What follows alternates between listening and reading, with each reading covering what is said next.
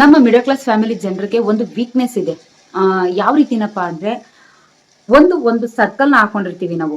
ಒಂದು ಸರ್ಕಲ್ ಹಾಕೊಂಡು ಇದೊಂದು ಮಿಡಲ್ ಕ್ಲಾಸ್ ಫ್ಯಾಮಿಲಿ ಒಂದು ವ್ಯೂ ಪಾಯಿಂಟ್ ಅಂತಾನೆ ಇಟ್ಕೊಳ್ದ. ಈ ವ್ಯೂ ಪಾಯಿಂಟ್ ಇಂದ ಹಿಡಿದು ಹಿಂಗ್ ಹೋಗಿ ಹಿಂಗೆ ಸರ್ಕಲ್ನ ತಲುಪಿದ್ರೆ, ಈ ಸರ್ಕಲ್ನ ಕಂಪ್ಲೀಟ್ ಮಾಡಿದ್ರೆ ನಾವು ಒಂದು ಶ್ರೀಮಂತಿಕೆ ತನಕ್ಕೆ ಬರ್ಬೋದು ಅಂತ ನಮಗೆ ಗೊತ್ತಿರುತ್ತೆ. ಆ ದಾರಿ ಯಾವ ರೀತಿ ಹೋಗ್ಬೇಕು ಅನ್ನೋದು ಕೂಡ ಗೊತ್ತಿರುತ್ತೆ. ಆದರೆ ನಾವು ಆ ದಾರಿನ ನಾವು ಹಿಡಿಯೋದಿಲ್ಲ. ನಾವ್ ಯಾವ ರೀತಿ ಸುತ್ತುತ್ತೀವಿ ಗೊತ್ತಾ? ಅಲ್ಲೇ ಸುರುಳಿ ಆಕಾರದಲ್ಲಿ. ಈ ಡ್ಯಾನ್ಸ್ ನಲ್ಲಿ ಒಬ್ರು ಬೆರಳನ್ನ ಹಿಡ್ಕೊಂಡು ಇನ್ನೊಬ್ರು ಸುತ್ತುತ್ತಾರೆ ಗೊತ್ತಾ, ಇನ್ನೊಬ್ರು ಸುತ್ತಿಸ್ತಾರೆ ಗೊತ್ತಾ, ಅದೇ ಜಾಗದಲ್ಲಿ. ಅಂದ್ರೆ ಹಿಂಗಾಸಿ ಸುತ್ತಲ್ಲ, ಅಲ್ಲೇ ರೌಂಡ್ ಆಗ್ತಾರಲ್ಲ, ಆ ರೀತಿ ಸುರುಳಿ ಆಕಾರದಲ್ಲಿ ಅಲ್ಲೇ ಸುತ್ತೋದು, ಅದೇ ಜಾಗದಲ್ಲಿ ಸುತ್ತೋದು. ಆ ರೀತಿ ಮಾಡ್ಕೊಂಡ್ರೆ ನಾವ್ ಅಲ್ಲೇ ಇರ್ತೀವಿ ಹೊರತು ಸರ್ಕಲ್ ನ ಕಂಪ್ಲೀಟ್ ಮಾಡೋದಕ್ಕೆ ಹೇಗ್ ಸಾಧ್ಯ? ಮಧ್ಯಮ ಕುಟುಂಬದಿಂದ ನಾವು ಶ್ರೀಮಂತತನಕ್ಕೆ ಹೋಗೋದಕ್ಕೆ ಹೇಗೆ ಸಾಧ್ಯ ಅಲ್ವಾ? ನಾವು ಮಿಡಲ್ ಕ್ಲಾಸ್ ಫ್ಯಾಮಿಲಿ ಜನರು ದುಡಿಯೋದ್ರಲ್ಲಿ ಒಂದು ಹೆಜ್ಜೆ ಮುಂದೆನೇ ಇರ್ತೀವಿ. ತುಂಬಾ ಕಷ್ಟಪಡ್ತೀವಿ. ಎಲ್ಲಾ ರೀತಿಯಲ್ಲೂ ಅವಮಾನಗಳನ್ನ ಅನುಭವಿಸ್ತೀವಿ. ನಮ್ಮ ಹೊಟ್ಟೆ ಬಟ್ಟೆಗೆ ನೇರ ಇಲ್ಲ ಅಂದ್ರೂ ಕೂಡ ದುಡಿಯೋದಕ್ಕಂತೂ ಮೋಸ ಮಾಡೋದಿಲ್ಲ. ಎಲ್ಲನೂ ಹಚ್ಚಿಡ್ತೀವಿ, ಎಲ್ಲನೂ ಬಚ್ಚಿಡ್ತೀವಿ ಮುಂದಿನ ಭವಿಷ್ಯಕ್ಕೋಸ್ಕರ ಅಂತ. ಆದ್ರೆ ಕೆಲವು ತಪ್ಪುಗಳನ್ನ ಮಾಡಿ ನಮ್ಮ ಒಂದು ಆರ್ಥಿಕ ಪರಿಸ್ಥಿತಿನ ಕುಗ್ಗೋ ತರ ಮಾಡ್ಕೊಬಿಡ್ತೀವಿ.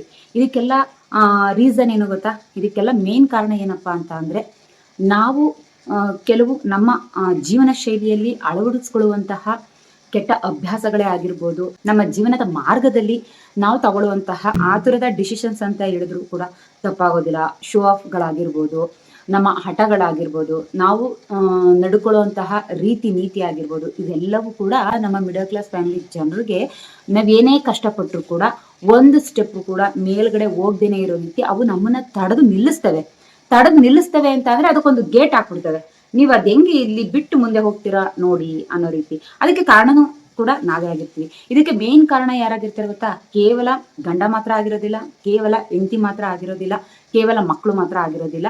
ಇದಕ್ಕೆ ಮೇನ್ ಕಾರಣ ಫುಲ್ ಫ್ಯಾಮಿಲಿನೇ ಆಗಿರುತ್ತೆ. ಒಬ್ರು ತಪ್ಪು ಮಾಡ್ತಾ ಇದಾರೆ ಅಂದ್ರೆ ಇದು ತಿದ್ದಿ ಬುದ್ಧಿ ಹೇಳುವಂತಹವರು ಕೂಡ ಅದಕ್ಕೆ ಸೇರ್ಕೊಂಡು ಅವ್ರ ಜೊತೆನೆ ಸೇರ್ಕೊಂಡು ತಪ್ಪು ಮಾಡಿದಂತ ಸಂದರ್ಭದಲ್ಲಿ ಅಲ್ಲಿ ಬುದ್ಧಿ ಹೇಳುವಂತವ್ರು ಯಾರು ಇರೋದಿಲ್ಲ. ನೀನ್ ಮಾಡ್ತಾ ಇರುವಂತದ್ದೇ ಸರಿ, ನೀನ್ ನಡೀತಾ ಇರೋ ದಾರಿನೇ ಸರಿ ಅಂತ ಅವ್ರ ಜೊತೆನೆ ನಾವು ಹೋದಂತ ಸಂದರ್ಭದಲ್ಲಿ ಅಲ್ಲಿ ಏನು ಉಳ್ಕೊಳ್ಳೋದಿಲ್ಲ. ಅಲ್ಲಿ ಪ್ರತಿಯೊಂದು ಕೂಡ ವೇಸ್ಟ್ ಆಗ್ತಾನೆ ಹೋಗ್ತಾ ಇರುತ್ತೆ. ಕೊನೆಯಲ್ಲಿ ಫೈನಲ್ ಆಗಿ ಹೇಳ್ಬೇಕು ಅಂದ್ರೆ ಎಲ್ಲವೂ ಕೂಡ ನಾಶ ಆಗೋಗುತ್ತೆ. ಮಿಡಲ್ ಕ್ಲಾಸ್ ಫ್ಯಾಮಿಲಿಯಿಂದ ನಾವು ಶ್ರೀಮಂತತನಕ್ಕೆ ಹೇಗ್ ಹೋಗ್ಬೇಕು ಅನ್ನೋಂತ ಒಂದು ಸರ್ಕಲ್ನ ಹಾಕೊಂಡಿದ್ದೀರಾ ಅಂತ ಅಂದ್ರೆ, ಆ ಸರ್ಕಲ್ನ ಯಾವ ರೀತಿ ಕಂಪ್ಲೀಟ್ ಮಾಡಬೇಕು ಅನ್ನೋಂತಹ ಜ್ಞಾನ, ಒಂದು ಕ್ರಿಯಾಶೀಲತೆ, ಒಂದು ಬುದ್ಧಿವಂತಿಕೆ ನಿಮ್ಮಲ್ಲಿರ್ಬೇಕು. ಅದನ್ನ ಬಿಟ್ಟು ನೀವು ಬೇರೆ ರೀತಿ ಅಲ್ಲೇ ಸುತ್ತುತ್ತಾ ಇದ್ರೆ ಯಾವುದೇ ಕಾರಣಕ್ಕೂ ನೀವು ಉದ್ಧಾರ ಆಗುವಂಥದ್ದು ಇಲ್ಲ, ಇರೋದನ್ನು ಕಳ್ಕೊಳ್ಳೋ ಚಾನ್ಸಸ್ ಇರುತ್ತೆ. ಸೊ ಹಾಗಾಗಿ ಈ ಕೆಟ್ಟ ಅಭ್ಯಾಸಗಳನ್ನ ನೀವು ತಪ್ಪಿಸಿದ್ದೆ ಆದ್ರೆ, ಇವಾಗಿಂದನೇ ತಪ್ಪಿಸಿದ್ದೆ ಆದ್ರೆ ಖಂಡಿತವಾಗ್ಲೂ ನಿಮ್ಮ ಭವಿಷ್ಯನ ಒಂದು ಉತ್ತಮ ರೀತಿಯಲ್ಲಿ ರೂಪಿಸ್ಕೊಳ್ಬೋದ್ರ ಜೊತೆಗೆ ನೀವು ಶ್ರೀಮಂತತನಕ್ಕೆ ಹೋಗೋದಕ್ಕೆ ತುಂಬಾ ಸಮಯ ತಗೊಳ್ಳೋದಿಲ್ಲ ಅಂತ ಹೇಳೋದಕ್ಕೆ ಇಷ್ಟಪಡ್ತೀನಿ. ಬನ್ನಿ ಆ ತಪ್ಪುಗಳು ಯಾವ್ಯಾವು ಅಂತ ನಾವು ನೋಡ್ಕೊಳ್ತಾ ಹೋಗೋಣ. ನಂಬರ್ 1 ಯಾವ್ದಪ್ಪ ಅಂದ್ರೆ, ನಿಮ್ಮ ಆದಾಯದ ಮೇಲೆ ನಿಮಗೆ ಹಿಡಿತ ಇಲ್ದೇನೆ ಇರುವಂತದ್ದು. ಈಗ ಒಂದು ಮನೆಯಲ್ಲಿ ಗಂಡ ಹೆಂಡತಿ ಇಬ್ರು ಕೂಡ ದುಡಿತಾ ಇದೀವಿ ಅಂತ ಅಂದ್ರೆ, ಈಗಿನ ಪ್ರಪಂಚದಲ್ಲಿ ಆಲ್ಮೋಸ್ಟ್ ಒಂದು 80-85% ಅಷ್ಟು ಗಂಡ ಹೆಂಡತಿ ಇಬ್ರು ಕೂಡ ದುಡಿತಾ ಇದ್ದಾರೆ. ರೇರು ಹೆಂಡತಿ ಎಲ್ಲೋ ದುಡಿತಾ ಇಲ್ಲ ಅನ್ನೋವಂಥದ್ದು ತುಂಬಾ ರೇರ್ ಆಗಿದೆ. ಅದಕ್ಕೆ ಕಾರಣಗಳು ಕೂಡ ಇರ್ಬೋದು. ಚಿಕ್ಕ ಮಕ್ಳು ಇರ್ಬೋದು, ಇಲ್ಲಾಂದ್ರೆ ವಯಸ್ಸಾದಂತಹ ಹಿರಿಯರು ಇರ್ಬೋದು, ಇಲ್ಲಾಂದ್ರೆ ಅವ್ರಿಗೆ ಹೆಲ್ತ್ ಇಶ್ಯೂಸ್ ಇರ್ಬೋದು. ಸೊ ಈ ಕಾರಣಗಳಿಂದ ಹೆಂಡತಿ ಒಂದು 20-25% ಅಷ್ಟು ಕೆಲ್ಸಕ್ಕೆ ಹೋಗ್ದೇನೆ ಇರೋ ಕಾರಣ ಆಗಿರ್ಬೋದು. ಆದ್ರೆ ಆಲ್ಮೋಸ್ಟ್ 80-85% ಗಂಡ ಹೆಂಡತಿ ಇಬ್ರು ಕೂಡ ಕೆಲ್ಸಕ್ಕೆ ಹೋಗ್ತಾ ಇರ್ತಾರೆ. ಅವ್ರು ಮಾಡೋಂಥ ತಪ್ಪುಗಳೇನೋ ಗೊತ್ತಾ? ಇಬ್ರು ಕೂಡ ಕೆಲ್ಸಕ್ಕೆ ಹೋಗ್ತಾ ಇದೀವಲ್ಲ ಅನ್ನೋ ಒಂದು ಮನವರಿಕೆ ಇಟ್ಕೊಂಡು ಇಂಥ ಸಂದರ್ಭದಲ್ಲಿ ಏನ್ ಮಾಡ್ತೀರಾ? ಗಂಡ ಹೆಂಡತಿ ಇಬ್ರು ಸಂಬಳ, ಇಬ್ರು ಆದಾಯ ಬಂದಂತ ಸಂದರ್ಭದಲ್ಲಿ ಹಿಡಿತಾನೆ ಇರೋದಿಲ್ಲ ನಿಮ್ಗೆ. ಇಬ್ರು ದುಡಿತಾ ಇದೀವಲ್ಲ, ಆರಾಮಾಗಿ ಎಂಜಾಯ್ ಮಾಡ್ಕೊಂಡು ಜೀವನ ಮಾಡ್ಕೊಂಡು ಹೋಗ್ಬೋದಲ್ಲ. ಗಂಡನ್ ಸಂಬಳ ಪೂರ್ತಿ EMI, ಸಾಲ, ಬಡ್ಡಿ ಕಟ್ಟು, ಚಕ್ರ ಬಡ್ಡಿ ಕಟ್ಟು, ಮಕ್ಳು ಫೀಸ್ ನೋಡ್ಕೋ, ಇದಕ್ಕೆ ಸೀಮಿತವಾಗಿ ಇಡುವಂಥದ್ದು. ಹೆಂಡತಿ ಸಂಬಳ ಏನಿದ್ರು ಮನೆ ಮ್ಯಾನೇಜ್ ಮಾಡು, ತಿನ್ನಕ್ಕೆ, ಉಡಕ್ಕೆ, ಉಟ್ಕೊಳಕ್ಕೆ, ತೊಟ್ಕೊಳಕ್ಕೆ ಅಂತಾರಲ್ಲ, ಇದಕ್ಕೆ ಮ್ಯಾನೇಜ್ ಮಾಡುವಂತ ಎತ್ತಿಟ್ಬಿಡೋದು. ಬಂದಂತ ಸಂಬಳನ ಎರಡಕ್ಕೂ ಡಿವೈಡ್ ಮಾಡೋದು. ಒಂದು ನಿಮ್ಮ ಆಸೆ ಆಕಾಂಕ್ಷೆಗಳಿಗೆ ಏನ್ ಸಾಲ ಮಾಡಿರ್ತೀರೋ ಅದಕ್ಕೆ ಹೋಗೋವಂಥದ್ದು. ಇನ್ನೊಂದು ನಿಮ್ಮ ನೀಡ್ಸ್, ಮನೆ ಮ್ಯಾನೇಜ್ಮೆಂಟ್ ಟೋಟಲ್ ಇದಕ್ಕೆ ಹೋಗುವಂಥದ್ದು. ಗಂಡನ ಸಂಬಳನ ಈ ರೀತಿ ಖರ್ಚು ಮಾಡೋವಂಥದ್ದು, ಹೆಂಡತಿ ಸಂಬಳನ ಈ ರೀತಿ ಖರ್ಚು ಮಾಡ್ಕೊಳ್ಳೋವಂಥದ್ದು. ಈ ರೀತಿ ಆಗ್ಬಿಟ್ರೆ ಜೀವನ, ಇಲ್ಲಿ ನಿಮ್ಮ ಸೇವಿಂಗ್ ಅನ್ನೋವಂಥದ್ದು ಝೀರೋ, ಅಲ್ಲಿ ಉಳಿಸೋವಂಥದ್ದು ಝೀರೋ, ಇನ್ವೆಸ್ಟ್ಮೆಂಟ್ ಕೂಡ ಝೀರೋ ಆಗಿ ಉಳ್ಕೊಳ್ಳುತ್ತೆ. ಮುಂದಿನ ಭವಿಷ್ಯ ಅನ್ನೋವಂಥದ್ದು ತುಂಬಾ ಕಷ್ಟ ಆಗೋಗುತ್ತೆ. ಇವತ್ತು ನೀವು ತಗೊಳ್ಳೋಂಥ ಸಂಬಳದಲ್ಲಿ ಆರಾಮಾಗಿರ್ಬೋದು ನೀವು, ಬಟ್ ಮುಂದೆ ಯಾವ್ದಾದ್ರು ಒಂದು ಸಮಸ್ಯೆ ಎದುರಾದಂತ ಸಮಯದಲ್ಲಿ ನೀವು ಪಡುವಂತಹ ಕಷ್ಟ ಯಾರಿಗೂ ಹೇಳ್ಕೊಳ್ಳೋದಕ್ಕಾಗೋದಿಲ್ಲ, ಯಾರನ್ನು ಕೇಳೋಕ್ಕೂ ಕೂಡ ಆಗೋದಿಲ್ಲ, ಆ ಪರಿಸ್ಥಿತಿಗೆ ಬಂದು ನಿಲ್ತೀರಾ. ಸೊ ಹಾಗಾಗಿ ಇವತ್ತಿಂದ ಒಂದು ದೃಢ ನಿರ್ಧಾರ ಅನ್ನುವಂಥದ್ದು ಮಾಡಿ. ಇಬ್ರು ಸಂಬಳ ತೆಗಿತಾ ಇದ್ದೀರಾ, ಇಬ್ರು ಸಂಬಳದಲ್ಲಿ ಈಗ ಗಂಡ ಒಬ್ಬ ಕೆಲ್ಸಕ್ಕೆ ಹೋಗಿದ್ರೆ ಆ ಸಂಬಳದಲ್ಲೇ ಕೂಡ ಎಲ್ಲಾನು ಮೇಂಟೈನ್ ಮಾಡ್ತಾ ಇದ್ರಿ ಅಲ್ವಾ. ಅದೇ ರೀತಿ ಒಂದು ಸಂಬಳ ನನಗೆ ಕೆಲ್ಸಕ್ಕೆ ಹೋಗ್ತಾ ಇಲ್ಲ ಅನ್ನೋ ರೀತಿನೇ, ಹೆಂಡತಿ ಕೆಲ್ಸಕ್ಕೆ ಹೋಗ್ತಾ ಇಲ್ಲ ಅನ್ನೋ ರೀತಿನೇ ಅದು ಸೇವಿಂಗು ಮತ್ತೆ ಇನ್ವೆಸ್ಟ್ಮೆಂಟ್ಗೆ ಅದನ್ನ ಸಪ್ರೇಟ್ ಆಗಿ ಇಟ್ಬಿಡಿ. ಗಂಡನ ಸಂಬಳದಲ್ಲಿ ಎಷ್ಟೇ ನಿಮ್ಮ ಆಸೆ ಆಕಾಂಕ್ಷೆಗಳಿದ್ರು ಕೂಡ ಮನೆ ಮ್ಯಾನೇಜ್ ಮಾಡೋದು ಮತ್ತೆ ನಿಮ್ಮ ಒಂದು ಸೌಕರ್ಯಗಳಿಗೆ, ನಿಮ್ಮ ಒಂದು ಆಸೆಗಳಿಗೆ ಅದನ್ನ ಮೀಸಲಿಡಿ ಅಂತ ಹೇಳೋದಕ್ಕೆ ಇಷ್ಟಪಡ್ತೀನಿ.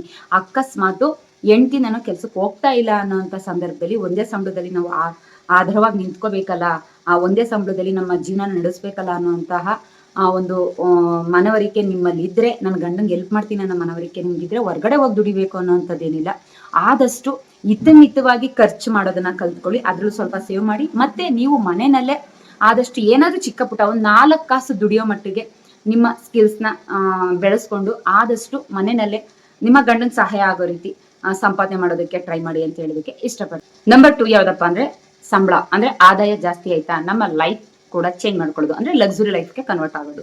ಆದಾಯ ಕಮ್ಮಿ ಇದ್ದಾಗ ಚಿಕ್ಕದಾಗ ಒಂದು ಮನೆ, ಟೂ ವೀಲರ್ ವೆಹಿಕಲ್, ಮತ್ತೆ ಸಿಂಪಲ್ ಆಗಿ ನಮಗೆ ನೆಮ್ಮದಿ ಸಿಗೋ ರೀತಿ, ವಿಶ್ರಾಂತಿ ತಗೊಳ್ಳೋ ರೀತಿ ಒಂದು ಸಿಂಪಲ್ ಆಗಿ ಒಂದು ಸೋಫಾ ಸೆಟ್ಟು, ಒಂದು 24 ಇಂಚು ಟಿವಿ, ಸಿಂಗಲ್ ಡೋರ್ ಫ್ರಿಡ್ಜ್ ಇವೆಲ್ಲವೂ ಇರುತ್ತೆ. ಆದಾಯ ಜಾಸ್ತಿ ಆಯ್ತಾ, ಅಲ್ಲಿಂದ ಶುರು ಆಗುತ್ತೆ ನೋಡಪ್ಪ ನಮ್ಮ ಲಕ್ಸುರಿ ಲೈಫು. ಸಿಂಗಲ್ ಬೆಡ್ರೂಮ್ ಇತ್ತಾ, ಡಬಲ್ ಬೆಡ್ರೂಮ್ ಮಾಡು, ಯಾಕಂದ್ರೆ ಆದಾಯ ಜಾಸ್ತಿ ಆಯ್ತಲ್ಲ. ಸಿಂಗಲ್ ಡೋರ್ ಫ್ರಿಡ್ಜ್ ಇತ್ತಾ, ಡಬಲ್ ಡೋರ್ ಫ್ರಿಡ್ಜ್ ತಗೋ. ಟೂ ವೀಲರ್ ವೆಹಿಕಲ್ ಇತ್ತಾ, ಅದ್ರ ಬದಲು ಕಾರ್ ತಗೋ. ನಾವೇನಿಗೆ ಕಮ್ಮಿ ಇಲ್ಲ, ನಾವು ಲಕ್ಸುರಿ ಲೈಫ್ ನ ನಡೆಸಬೇಕು, ಯಾಕಂದ್ರೆ ಸಂಬಳ ಜಾಸ್ತಿ ಆಗ್ತಾ ಇದೆ. ಸೊ ಈ ರೀತಿ ಎಲ್ಲ ಮಾಡಿದಂತ ಸಂದರ್ಭದಲ್ಲಿ ನೀವು ಇದು ತೋರಿಕೆ ಜೀವನ ಆಗೋಗುತ್ತೆ. ಅಂದ್ರೆ ನಮ್ಮ ಮನೆಗೆ ಬಂದ್ರು ಅಂದ್ರೆ ನಮ್ಮ ವಸ್ತುಗಳನ್ನ ನೋಡಿ ನಮ್ಮನ್ನ ಅಳಿಬೇಕು, ನಾವು ಶ್ರೀಮಂತರು ಅಂತ ತೂಕ ಮಾಡ್ಬೇಕು ಅವರು. ಇದನ್ನೆಲ್ಲ ಮೈಂಡ್ ಸೆಟ್ ಇಟ್ಕೊಂಡು ನಮ್ಮ ಆದಾಯ ಜಾಸ್ತಿ ಆಗ್ತಿದ್ದಂಗೆ ನಮ್ಮ ಲಕ್ಸುರಿ ಲೈಫ್ ನ ಅಭ್ಯಾಸಗಳನ್ನು ಜಾಸ್ತಿ ಮಾಡ್ಕೊಂಡು ನಮ್ಮ ದುಡ್ಡನ್ನ ಆದಾಯದಕ್ಕಿಂತ ನಮ್ಮ ಆದಾಯ ಎಷ್ಟು ಜಾಸ್ತಿ, ಒಂದು 10% ಆದಾಯ ಜಾಸ್ತಿ ಆಗಿದೆ ಅಂದ್ರೆ 20% ಅಭ್ಯಾಸಗಳನ್ನ, ದುಡ್ಡಿನ ಅಭ್ಯಾಸಗಳನ್ನ ಇಟ್ಕೊಂಡು ನಮ್ಮ ಲೈಫ್ನ ನಾವೇ ಹಾಳು ಮಾಡ್ಕೊಳ್ತಾ ಇದೀವಿ.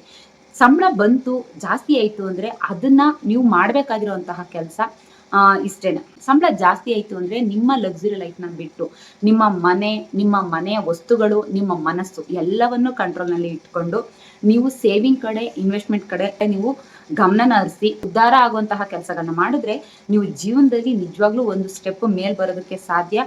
ನಿಮ್ಮ ಮನೆಯಲ್ಲಿ ಹಣದ ಒಳೆಯನ್ನ ಹರಿಸೋದಕ್ಕೆ ಸಾಧ್ಯ ಅಂತ ಹೇಳೋದಕ್ಕೆ ಇಷ್ಟಪಡ್ತೀನಿ. ನಂಬರ್ 3 ಯಾವ್ದಪ್ಪ ಅಂದ್ರೆ ಹೂಡಿಕೆ ಮಾಡೋ ಹಣವನ್ನ ಟ್ರೆಂಡ್ಗೆ ಖರ್ಚು ಮಾಡುವಂಥದ್ದು. ಯಾವ ರೀತಿ, ಈಗ ಇವಾಗಿನ ಕಾಲದಲ್ಲಿ ಜನರು ಎಲ್ಲ ಟ್ರೆಂಡಿಂಗ್ ಚೆನ್ನಾಗಿ ಇಟ್ಕೊಬಿಟ್ಟವ್ರೆ, ಅಲ್ಲಿ ದುಡ್ಡು ವೇಸ್ಟ್ ಆಗ್ತಾ ಇದೆ ಅನ್ನೋವಂಥದ್ದು ಅವ್ರಿಗೆ ಗಮನಕ್ಕೆ ಬರ್ತಾ ಇಲ್ಲ. ಟ್ರೆಂಡಿಂಗ್ ಅವ್ರು ಮಾಡ್ತಾ ಇದಾರ, ನಾವು ಮಾಡ್ಬೇಕು, ಅವ್ರು ತಗೊಳ್ತಾ ಇದಾರ, ನಾವು ತಗೊಳ್ಬೇಕು, ಇದೇ ಆಗೋಗೈತೆ. ಬರೀ ಸೆಲೆಬ್ರೇಷನ್ ಟ್ರೆಂಡಿಂಗ್.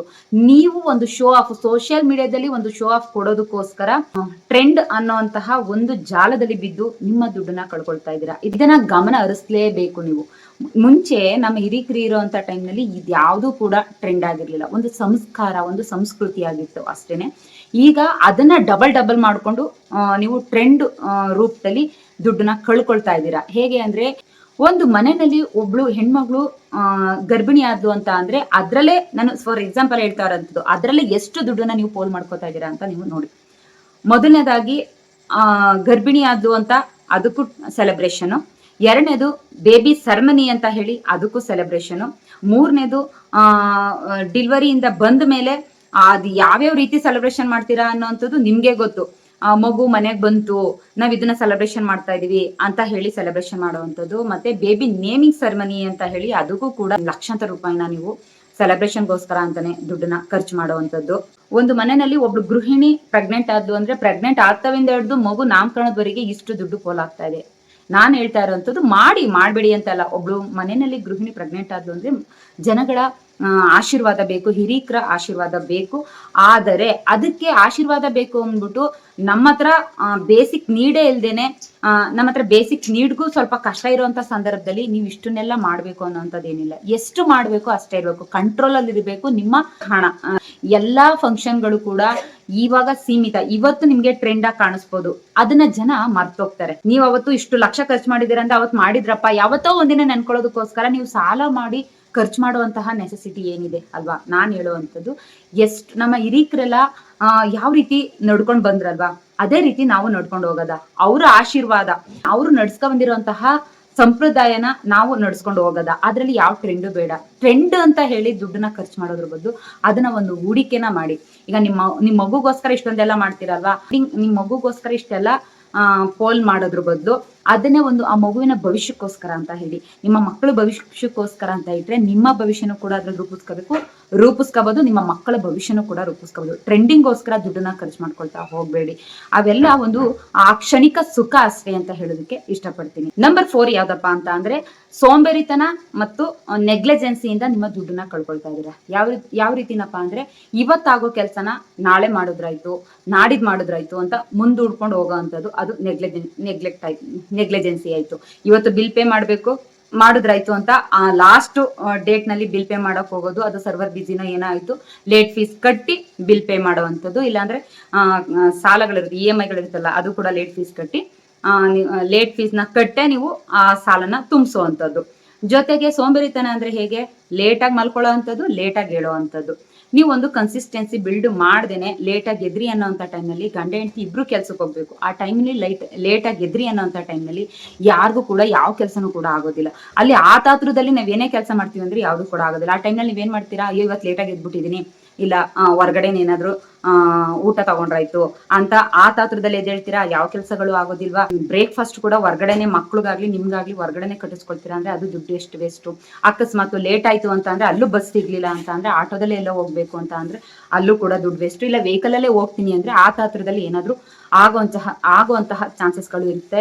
ಇಲ್ಲ ಅಂತಂದ್ರೆ ಆಫೀಸ್ನಲ್ಲಿ ಲೇಟ್ ಆಗೋಯ್ತು ಅಂದ್ರೆ ಬೈಸ್ಕೊಳ್ಳುವಂತಹ ಚಾನ್ಸಸ್ಗಳು ಇರುತ್ತೆ. ಇಲ್ಲಾಂದ್ರೆ ಕೆಲವೊಂದ್ಸಲ ಆಫೀಸ್ಗೆ ಲೇಟ್ ಆಯ್ತು ಅಂದ್ರೆ ಹೋಗೋದೇ ಇಲ್ಲ, ಮನೆಯಲ್ಲಿ ಲೀವ್ ಹಾಕಿ ಆರಾಮಾಗಿ ಅವತ್ತು ಇದ್ದು ಬಿಡೋದು.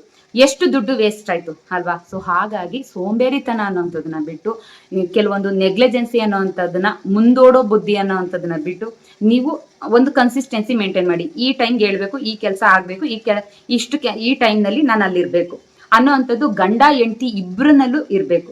ಆವಾಗ ಯಾವ ದುಡ್ಡು ಕೂಡ ಪೋಲಾಗೋದಿಲ್ಲ. ಕರೆಕ್ಟ್ ಆಗಿ ಎಲ್ಲವೂ ಕೂಡ ಸುಧಾರಿಸ್ಕೊಂಡು ಕೆಲಸ ಆಗ್ತಾ ಹೋಗ್ತಾ ಇರ್ತದೆ. ಸೊ ಹಾಗಾಗಿ ಇದ್ರಲ್ಲಿ ಎಷ್ಟೋ ದುಡ್ಡನ್ನ ನೀವು ಸೇವ್ ಮಾಡ್ತಾ ಹೋಗೋದು, ಸೋಂಬೇರಿತನ ಇಟ್ಕೊಳ್ದೆ ಇದ್ದಾಗ. ಈ ರೀತಿ ನೀವು ಸೋಂಬೇರಿತನ ಮಾಡ್ಕೊಳ್ತಾ ಹೋದ್ರೆ ನಿಮ್ಮ ಸಮಯ ಮಾತ್ರ ವೇಸ್ಟ್ ಆಗೋದಿಲ್ಲ, ಅದರಲ್ಲಿ ನಿಮ್ಮ ದುಡ್ಡು ಕೂಡ ವೇಸ್ಟ್ ಆಗುತ್ತೆ, ಕೆಲವೊಂದು ಅವಕಾಶಗಳು ವೇಸ್ಟ್ ಆಗುತ್ತೆ, ನಿಮ್ಮ ಭವಿಷ್ಯನೇ ವೇಸ್ಟ್ ಆಗುತ್ತೆ. ಸೊ ಹಾಗಾಗಿ ಯಾವುದಕ್ಕೂ ನೀವು ನೆಗ್ಲೆಜೆನ್ಸಿ ಅನ್ನೋವಂಥದ್ರಿಂದ ದೂರ ಇರಿ, ಸೋಂಬೇರಿತನ ಅನ್ನೋವಂಥದ್ದನ್ನ ಹತ್ರಕ್ಕೆ ಬರ್ಮಾಡ್ಕೊಳ್ಬೇಡಿ ಅಂತ ಹೇಳೋದಕ್ಕೆ ಇಷ್ಟಪಡ್ತೀನಿ. ನಂಬರ್ 5 ಯಾವ್ದಪ್ಪ ಅಂದ್ರೆ, ಇದು ಹೆಣ್ಮಗಳಿಗೆ ಸಂಬಂಧಪಟ್ಟಿದ್ದು ಅಂತ ಹೇಳಿದ್ರು ಕೂಡ ತಪ್ಪಾಗೋದಿಲ್ಲ, ಜೊತೆಗೆ ಮಕ್ಕಳಿಗೆ ಅಂತ ಅಂದ್ರೂ ಕೂಡ ತಪ್ಪಾಗೋದಿಲ್ಲ. ಮನೆಯವರ ವೀಕ್ನೆಸ್ ಇಟ್ಕೊಂಡು ಹಠ ಸಾಧಿಸಿ ದುಡ್ಡನ್ನ ಖರ್ಚು ಮಾಡುವಂಥದ್ದು. ಇಲ್ಲಿ ಯಾರಿಗೆ ಜಾಸ್ತಿ ಇದು ಈ ಅಭ್ಯಾಸ ಇರುತ್ತೆ ಅಂದ್ರೆ, ಹೆಣ್ಮಕ್ಳಿಗಿರುತ್ತೆ, ಜೊತೆಗೆ ಮಕ್ಳಿಗಿರುತ್ತೆ. ಈಗ ಹೆಣ್ಮಕ್ಳಾದಂತಹ ನಾವು ಅಂದ್ರೆ ಹೆಂಡತಿ, ಗಂಡಂಗೆ ಜಾಸ್ತಿ ಇರುವಂತ ಅಭ್ಯಾಸ ಇದು ಕಮ್ಮಿ, ಹೆಂಡತಿಗೆ ಜಾಸ್ತಿ ಇರುತ್ತೆ. ಇಲ್ಲಿ ಏನು ಅಂತ ಅಂದ್ರೆ, ದೊಡ್ಡವರಾಗಿರೋ ನಾವೇ ಈ ರೀತಿ ಅಭ್ಯಾಸಗಳನ್ನ ಇಟ್ಕೊಂಡ್ರೆ ಚಿಕ್ಕ ಮಕ್ಕಳು ನಮ್ಮನ್ನ ನೋಡಿ ಇನ್ನೂ ಒಂದ್ ಸ್ಟೆಪ್ ಹಠ ಮಾಡೋದನ್ನ ಕಲಿತೇವೆ. ಹೆಂಗೆ ಅಂದ್ರೆ, ಇವತ್ತು ನಂದು ಬರ್ತಡೇ, ವೆಡ್ಡಿಂಗ್ ಆನಿವರ್ಸರಿ, ಏನೋ ಒಂದು ದೊಡ್ಡ ಫಂಕ್ಷನ್ಗೆ ಹೋಗ್ಬೇಕು, ನನ್ಗೆ ಇದೇ ರೀತಿ ಸ್ಯಾರಿ ಬೇಕು, ಈ ಜ್ಯುವೆಲರಿನೇ ಬೇಕು ಅಂತ ಹೇಳಿ ಗಂಡನ ಹತ್ರ ದುಡ್ಡು ಇದೆಯಾ ಇಲ್ವಾ ಅನ್ನೋಂಥದ್ದನ್ನ ನೋಡ್ದೇನೆ, ನಮ್ಮ ಮನೆ ಪರಿಸ್ಥಿತಿ ಯಾವ ರೀತಿ ಇದೆ ಅನ್ನೋಂಥದ್ದನ್ನು ಕೂಡ ನೋಡ್ದೇನೆ ಹಠ ಸಾಧಿಸಿ ತಮ್ಮ ಗಂಡನ ವೀಕ್ನೆಸ್ ಇಟ್ಕೊಳ್ಳೋದು. ನಾನು ಕೋಪ ಮಾಡ್ಕೊಂಡ್ರೆ, ನಾನು ಬೇಜಾರು ಮಾಡ್ಕೊಂಡ್ರೆ, ನಾನು ಹತ್ತಿ ಕರೆದ್ರೆ ಅವರು ನನ್ಗೇನೋ ತಂದ್ಕೊಡ್ತಾರೆ ಅನ್ನೋ ರೀತಿ ಆ ವೀಕ್ನೆಸ್ನ ಇಟ್ಕೊಂಡು ನಮ್ಮ ಒಂದು ಆಸೆನ ಈಡೇರಿಸ್ಕೊಳ್ಳುವಂಥದ್ದು. ಈ ರೀತಿ ಇದ್ದಂಥ ಸಂದರ್ಭದಲ್ಲಿ ನೀವು ಆ ಆಟದಿಂದ ಗೆದ್ದಿರ್ಬೋದು, ಆದ್ರೆ ನಿಮ್ಮ ಭವಿಷ್ಯದ ಒಂದು ಮೆಟ್ಟಿಲು ಕಸ್ಕೊಳ್ತಾ ಬರ್ತಾ ಇರುತ್ತೆ. ಈಗ ವಿಧಿನೇ ಇರೋದಿಲ್ಲ, ನನ್ ಗಂಡ ಏನ್ ದುಡಿತಾ ಇದ್ದಾನೆ ಅದ್ರ ತಕ್ಕ ನಾನು ಜೀವನ ಮಾಡ್ಬೇಕು ಅನ್ನೋಂಥದ್ದನ್ನೆಲ್ಲ ಮೈಂಡಲ್ಲಿ ಇಟ್ಕೊಳ್ಳೋದಿಲ್ಲ. ಏನು ಯಾವಾಗ್ಲೂ ಕೇಳ್ತೀವ, ವರ್ಷಕ್ಕೊಂದ್ಸಲ ವೆಡ್ಡಿಂಗ್ ಆನಿವರ್ಸರಿ ಬರುತ್ತಪ್ಪ, ವರ್ಷಕ್ಕೊಂದ್ಸಲ ಬರ್ತಡೇ ಪಾರ್ಟಿ ಬರುತ್ತಪ್ಪ, ಹೊರ್ಗಡೆ ಹೋಗಿ ಒಂದು ಡಿನ್ನರು ಕೂಡ ಬೇಡವಾ, ಆ ಡಿನ್ನರ್ಗೆ ಎಷ್ಟು ಖರ್ಚಾಗುತ್ತೆ ಅನ್ನೋದನ್ನ ಲೆಕ್ಕ ಹಾಕೊಳ್ಳೋದಿಲ್ಲ. ಒಟ್ಟಿನಲ್ಲಿ ಅದು ಒಂದು ಸ್ಮಾಲ್ ಡಿನ್ನರ್ ಅಂತ ಲೆಕ್ಕ ಹಾಕೊಳ್ಳುವಂಥದ್ದು. ಔಟ್ ಸೈಡ್ ಪಿಕ್ನಿಕ್ ಹೋಗೋದ್ ಬೇಡವಾ, ಅದಕ್ಕೆ ಎಷ್ಟು ಖರ್ಚಾಗುತ್ತೆ ಅನ್ನೋಂತ ಒಂದು ಮುನ್ನೆಚ್ಚರಿಕೆನೂ ಕೂಡ ನಿಮ್ಗೆ ಬೇಕಾಗಿರೋದಿಲ್ಲ. ಒಟ್ನಲ್ಲಿ ನಿಮ್ಗೆ ಆ ಕೆಲಸ, ನೀವು ಅನ್ಕೊಂಡಿರೋ ಕೆಲಸ ಆಗ್ಬೇಕು, ಒಂದು ಹಠನಾದ್ರೂ ಮಾಡಿ ಆ ಕೆಲಸನ ಸಾಧಿಸ್ಕೊಂಡು ದುಡ್ಡನ್ನ ಖರ್ಚು ಮಾಡೋದು, ಹೆಂಗಾದ್ರೂ ಮಾಡಿ ನಾನು ನನ್ನ ಹಠನ ಸಾಧಿಸ್ಕೋಬೇಕು ಅನ್ನೋ ರೀತಿ. ಈ ರೀತಿ ಎಲ್ಲ ತಗೊಳ್ಳಿ, ಬೇಡ ಅಂತ ಹೇಳಲ್ಲ. ಫಸ್ಟ್ ನಿಮ್ಮ ಹೂಡಿಕೆಗಳಿಗೆ ಫಸ್ಟ್ ನೀವು ದುಡ್ಡನ್ನ ಸೇವ್ ಮಾಡೋದನ್ನ ಕಲ್ತ್ಕೊಳ್ಳಿ, ನಿಮ್ಮ ಬಜೆಟ್ ತಕ್ಕನಾಗಿ ನೀವು ಆಸೆ ಪಡೋದನ್ನ ಕಲ್ತ್ಕೊಳ್ಳಿ ಅಂತ ಹೇಳೋದಕ್ಕೆ ಇಷ್ಟಪಡ್ತೀನಿ. ಇಲ್ಲಿ ಕೆಲವು ಹೆಣ್ಮಕ್ಳು ತುಂಬಾ ಆಟ ಮಾಡ್ತೀರಾ, ನಮ್ಮ ಪರಿಸ್ಥಿತಿ ಏನು ಅಂತ ಯಾರು ಅರ್ಥ ಮಾಡ್ಕೊಳ್ಳೋದಿಲ್ಲ. ಒಟ್ನಲ್ಲಿ ನನಗೆ ಬೇಕು ಅಂದ್ರೆ ಬೇಕು, ಇಲ್ಲ ಅಂದ್ರೆ ಕೋಪ ಮಾಡ್ಕೊಳ್ಳೋದು, ತಮ್ಮ ಮನಸ್ಸಿನ ಶಾಂತಿ ಕೆಡಿಸ್ಕೊಂಡು ಮನೆಯಲ್ಲಿ ಇರುವಂತಹ ಎಲ್ಲ ಜನಗಳ ಮನಸ್ಸಿನ ಶಾಂತಿನಿ ನೆಮ್ಮದಿ ಎಲ್ಲ ಕಿತ್ಕೊಂಡು ಮನೆನೂ ಕೂಡ ಅಶಾಂತಿ ಮಾಡೋದು ಈ ರೀತಿ ಬೇಡ, ಹಠ ಬೇಡ, ಹಠದಿಂದ ಯಾವುದು ಕೂಡ ಒಳ್ಳೆಯದಾಗಿಲ್ಲ. ಸೊ ಹಾಗಾಗಿ ಹಠನ ಬಿಟ್ಟು ಸ್ವಲ್ಪ ಆಲೋಚನೆನ ಇಟ್ಕೊಂಡು ನಿಮ್ಮ ಬದುಕನ್ನ ಒಂದು ಸುಲಭ ರೀತಿಯಲ್ಲಿ ಸಾಗಿಸೋದಕ್ಕೆ ನೋಡಿ, ಆದಷ್ಟು ದುಡ್ಡನ್ನ ಸೇವ್ ಮಾಡೋದಕ್ಕೆ ನೋಡಿ ಅಂತ ಹೇಳ್ತೀನಿ. ಈ ರೀತಿ ಎಲ್ಲ ನಿಮ್ಮ ಕೆಟ್ಟ ನಿರ್ಧಾರಗಳಿಂದ, ಕೆಟ್ಟ ಅಭ್ಯಾಸಗಳಿಂದ ನಿಮ್ಮ ದುಡ್ಡು ಪೋಲಾಗ್ತಾ ಇದೆ. ಅವನ್ನ ಎಚ್ಚರಿಕೆ ವಹಿಸಿ ಆದಷ್ಟು ನಿಮ್ಮ ದುಡ್ಡನ್ನ ಕಾಪಾಡ್ಕೊಳ್ಳಿ. ಮಿಡಲ್ ಕ್ಲಾಸ್ ಫ್ಯಾಮಿಲಿಯಿಂದ ರಿಚ್ಡ್ ಪರ್ಸನ್ ಆಗೋದಕ್ಕೆ ನಾವೇನೇನೆಲ್ಲ ಪ್ರಯತ್ನಗಳನ್ನ ಮಾಡಬೇಕು, ನಾವ್ ಯಾವ ರೀತಿ ಎಲ್ಲ ಅಭ್ಯಾಸಗಳನ್ನ ರೂಢಿಸ್ಕೋಬೇಕು, ನಮ್ಮ ಸಮಯಗಳನ್ನ ಕಾಪಾಡ್ಕೊಳ್ಬೇಕು, ಯಾವೆಲ್ಲ ತಪ್ಪು ನಿರ್ಧಾರಗಳಿಂದ ದೂರ ಇರಬೇಕು ಅಂತ ಇಷ್ಟು ಕೆಟ್ಟ ಅಭ್ಯಾಸಗಳನ್ನ ಆದಷ್ಟು ಕಂಟ್ರೋಲ್ ಮಾಡ್ಕೊಂಡ್ರೆ ಖಂಡಿತವಾಗ್ಲೂ ನೀವು ಕೂಡ ನೀವೇನ್ ಅನ್ಕೊಂಡಿರ್ತೀರಾ ಅದು ಸಾಧಿಸ್ಬೋದು. ನಿಮ್ಮ ಇಷ್ಟು ತಪ್ಪುಗಳಿಂದ ಎಷ್ಟು ದುಡ್ಡು ಸೇವ್ ಆಗುತ್ತೆ ಅಂತ ಕುತ್ಕೊಂಡು ಒಂದು ಕ್ಷಣ ಆಲೋಚನೆ ಮಾಡಿ ಅಂತ ಹೇಳೋದಕ್ಕೆ ಇಷ್ಟಪಡ್ತೀನಿ. ಇವು ನಾನ್ ಮಾಡಿರುವಂತಹ ಕೆಲವು ತಪ್ಪುಗಳು, ಇದ್ರಲ್ಲಿ ನಾನ್ ಮಾಡಿರೋ ಕೆಲವು ತಪ್ಪುಗಳು ಇದೆ. ಅದನ್ನ ಸರಿ ಮಾಡ್ಕೊಂಡು ನನ್ನ ಜೀವನನ ನಾನು ಸುಧಾರಿಸ್ಕೊಂಡು ಹೋಗ್ತಾ ಇದ್ದೀನಿ. ಒಂದೊಂದ್ ಸ್ಟೆಪ್ಪು ನೀವು ದಿಢೀರ್ ಅಂತ ಶ್ರೀಮಂತಿಕೆ ಬೇಡ, ಒಂದೊಂದ್ ಸ್ಟೆಪ್ ಮೇಲೆ ಹೋಗೋದ. ಒಂದೊಂದ್ ಸ್ಟೆಪ್ ಮೇಲೆ ಅಂದ್ರೆ ಒಂದು 10 ಸ್ಟೆಪ್ ಮೇಲೆ ಹೋಗಿ ಹಿಂದೆ ತಿರುಗಿ ನೋಡಿದ್ರೆ ನಾವ್ ಎಷ್ಟು ಮಟ್ಟಿಗೆ ಉದ್ಧಾರ ಆಗಿದೀವಿ ಅನ್ನೋಂಥದ್ದು ನಮ್ಗೆ ಗೊತ್ತಾಗುತ್ತೆ. ಸೊ ಹಾಗಾಗಿ ನಾ ಎಲ್ಲಾ ಫ್ಯಾಮಿಲಿ ಮೆಂಬರ್ಸ್ಗೂ ಹೇಳೋದು ಇಷ್ಟೇನೆ, ಆದಷ್ಟು ನಿಮ್ಮ ದುಡ್ಡಿನಲ್ಲಿ ಹಿಡಿತ ಅನ್ನುವಂಥದ್ದು ಇರಲಿ, ಶೋ ಆಫ್ ಬೇಡ. ಆದಷ್ಟು ನಿಮ್ಮ ಬುದ್ಧಿನ ನಿಮ್ಮ ಕಂಟ್ರೋಲ್ನಲ್ಲಿ ಇಟ್ಕೊಳ್ಳಿ ಅಂತ ಹೇಳೋದಕ್ಕೆ ಇಷ್ಟಪಡ್ತೀನಿ. ನೆಕ್ಸ್ಟ್ ಒಂದು ಒಳ್ಳೆ ವಿಡಿಯೋ ಜೊತೆ ನಾನು ನಿಮ್ಮನ್ನ ಭೇಟಿ ಆಗ್ತೀನಿ. ಜೈ ಹಿಂದ್, ಜೈ ಕರ್ನಾಟಕ ಮಾತೆ.